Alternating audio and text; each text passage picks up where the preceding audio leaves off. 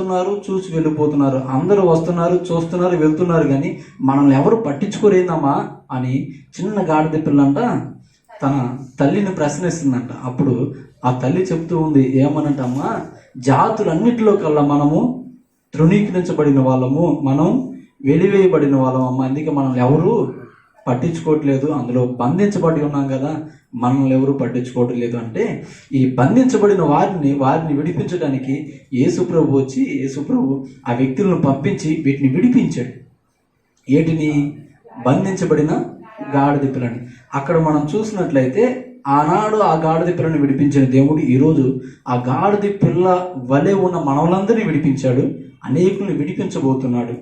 ఏ బంధకాల నుంచి? అక్కడ నాకు తెలిసి ఒక తాడు కానీ లేదా ఒక చైన్ కానీ వేసి దాన్ని బంధించి ఉంటారు. కానీ ఈరోజు లోకంలో ప్రజలందరూ కూడా వ్యసనాల చేత, జోజము చేత, ఇంకా త్రాగుడి చేత, డ్రగ్స్ చేత, ఇంకా వ్యభిచారం కావచ్చు, చాలా బంధకాల చేత బంధించబడి ఉన్నారు. వీరందరినీ కూడా ప్రభు విడిపించాడు.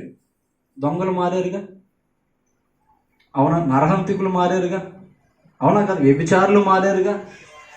అంటే ఓ మాట అంటాడు, యేసు ప్రభు కులాలు మార్చే దేవుడు కాదు, మతాలు మార్చే దేవుడు అంతకంటే కాదు, మరి ఎవరు అంటే హృదయాన్ని మార్చేవాడు, బంధకాల నుంచి విడిపించేవాడు. అంతేగాని యేసు ప్రభు ఇంకేదో మార్చడానికి రాలేదండి. ఇక్కడ మనం గమనించినట్లయితే ఈ గాడిద పిల్లని దేవుడు ఏం చేశాడంటే విడిపించాడు.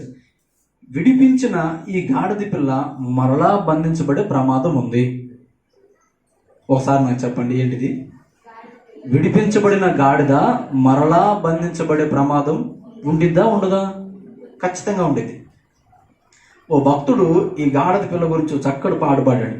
ఏమనంటే, బంధించబడినప్పుడు బాధతో కుమిలింది, విడుదల కావాలంటూ విలవిలలాడింది, అంతరంగ మెరిగిన యేసు స్వామి నీవు, అంతలోనే దానికి విడుదల కలిగించావా, అంతలోనే దానికి విడుదల కలిగించావా.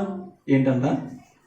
మనం కూడా ఒకప్పుడు పాపంలో, శాపంలో ఉండి ఆ విధంగా విలవిల్లాడుతున్నప్పుడు మనల్ని ప్రభు ఏం చేశాడంట? విడిపించాడు. అవునా? ఈ భక్తుడు అంటాడు, నువ్వు రారాజు అయి ఉండి రథములు కోరలేదే, గుర్రాలు కోరలేదే. అసలు గాడిద పిల్ల దేనికండి? గాడిద పిల్ల ఎవరికండి? దేనికి? గాడిద పిల్లని ఎవరైనా పెంచుకుంటారా? అసలుకి ఎవరైనా తీసుకెళ్ళి ఇంట్లో తీసుకెళ్తారా? సపోజు గాడిద ఎలాంటిదో చెప్తాను. ఒక వ్యక్తి కనుక చక్కగా పెరిగి పనికి మాల పని చేస్తున్నాడు అనుకో, ఏమంటాం? గాడిద పెరిగినట్టు పెరిగావరా. అవునా?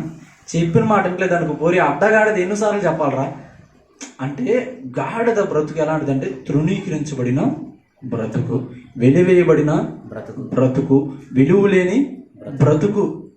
ఈ భక్తుడు అంటాడు, రారాజు వయ్యుండి రథముల నడుగలేదు, సర్వాధికారి నీవు గుర్రాలు కోరలేదు, ఏ రాజు కోరని చిన్నగాడిద పిల్లను కోరుకుంటివేమయ్య కోరిక తీర్చే స్వామి, కోరుకుంటివేమయ్య కోరిక తీర్చే స్వామి, ఎవరు కోరని చిన్నగాడిద పిల్లను ఎన్నుకుంటివయ్యా నీవు యేసయ్యా, విడుదల చేయాలంటూ విలువను ఇవ్వాలంటూ కోరుకుంటివయ్యా నీవు కరుణామయా.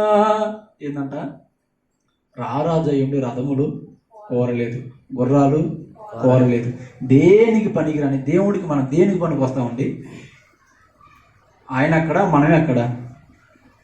అవునా? కానీ ఆయన మనవులను కోరుకున్నాడు, మనవుల్ని విడిపించాడు.